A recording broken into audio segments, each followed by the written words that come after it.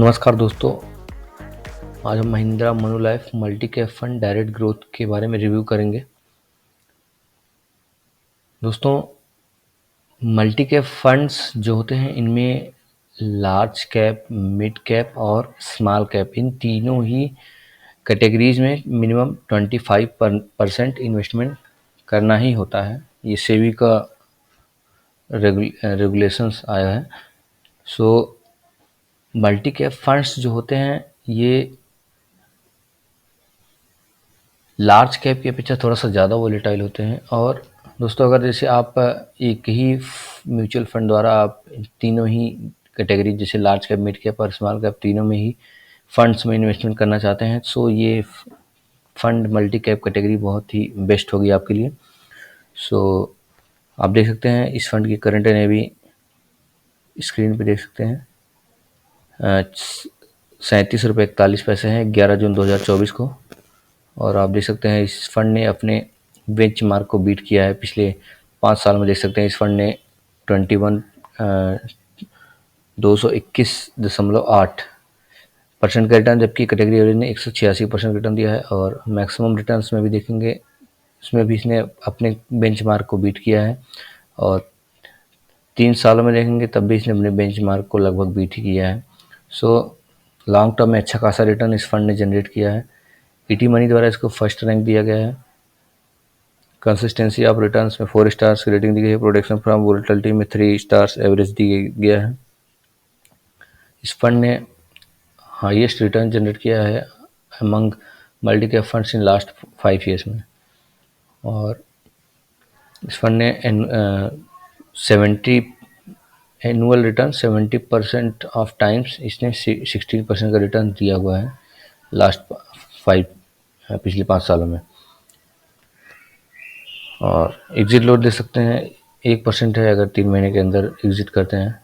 अभी और रेटिंग सभी नहीं दी गई। एक्सपेंस रेशियो 0.37% है और एग्जिट लोड 1% है।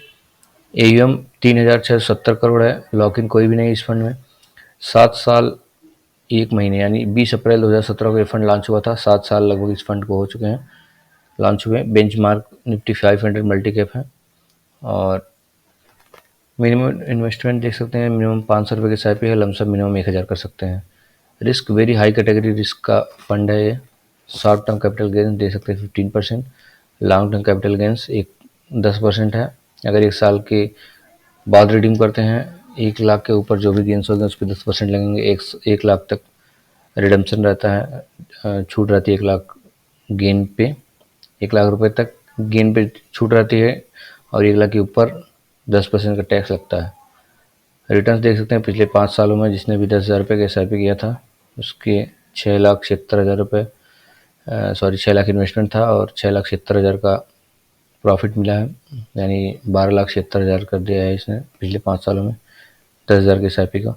और 1 लाख रुपए को इसने कर दिया 3,22,000 पिछले 5 सालों में। यही 1 लाख अगर किसी ने गोल्ड में डाले होते तो 2,08,000 होता। रिटर्न्स आप देख सकते हैं पिछले 3 सालों में 24% का रिटर्न दिया इस फंड, जबकि कैटेगरी ने 23% का दिया। पिछले 5 सालों में 26.3% का रिटर्न दिया। कैटेगरी ने 22.5% का रिटर्न दिया है।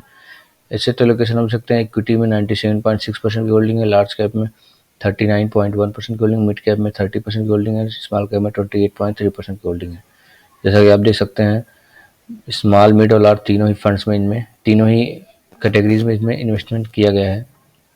सो टॉप होल्डिंग देख सकते हैं कैनरा बैंक 3.9% है।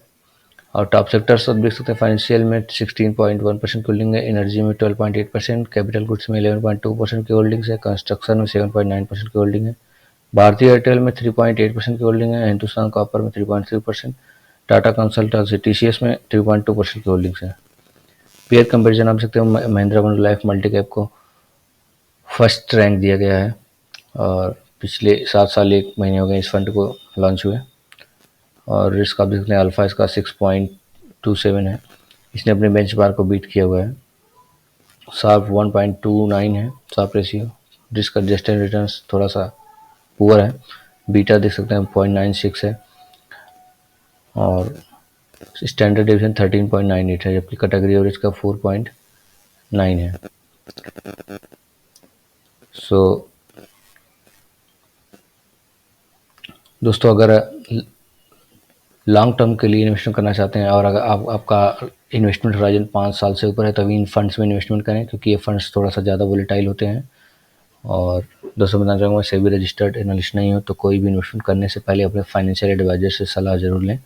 और ये मल्टी कैप फंड्स जो होते हैं, ये अच्छा खासा रिटर्न जनरेट करने में कैपेबल होते हैं, क्योंकि इनमें स्मॉल कैप और मिड कैप का भी एक्सपोजर होता है, बट ये लार्ज कैप के अपेक्षा थोड़ा सा ज़्यादा वोलेटाइल होते हैं, क्योंकि मिड कैप और स्मॉल कैप के एक्सपोजर होने की वजह से। सो इनमें इन्वेस्टमेंट करने से पहले अपने रिस्क एपेटाइट को देखने के बाद ही इन फंड्स में इन्वेस्टमेंट करें। और इनमें इन्वेस्टमेंट जब भी करें तो आपका इन्वेस्टमेंट होराइजन 5 साल से ऊपर ही होना चाहिए, 5 साल या 7 साल से ऊपर होना चाहिए। थैंक यू सो मच दोस्तों। अगर वीडियो अच्छा लगा तो वीडियो को लाइक करें, चैनल सब्सक्राइब करें।